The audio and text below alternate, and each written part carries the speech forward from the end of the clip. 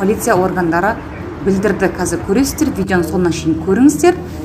Мына көріп тұрған кетіп бара жатқан мына жігіт жаңа ғана өзі ашуланып, мына қызға өзінің мінез құлқын көрсетіп, бұл жерден кетіңіз, мына ісіңіз заңсыз деп бұл қызға қоқан-лоққы көрсетті. Қылмыстық жауаптылық көзделген қоғамдық тәртіп пен құқық бұзушылықтың жол бермес үшін қарауларыңызды сұраймын.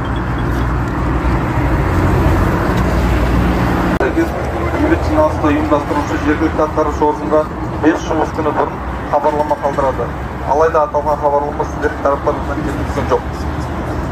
Осыған орай іс-әрекеттеріңіз заңсыз екенін ескертемін.